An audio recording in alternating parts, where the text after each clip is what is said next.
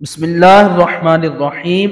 رمضان میں فجر کی نماز کے بعد جو بندہ ان 4 استغفار کو پڑھنے کا معمول بنا لیتا ہے تو اللہ کریم اس کے والدین کی بھی بخشش فرما دیتے ہیں اور پڑھنے والے کی بھی بخشش فرما دیتے ہیں۔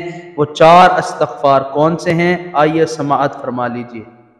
نمبر 1، ربنا اغفر لی ولوالدی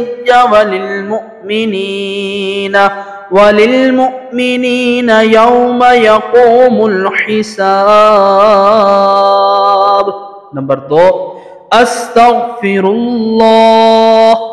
نمبر 3، ربنا اننا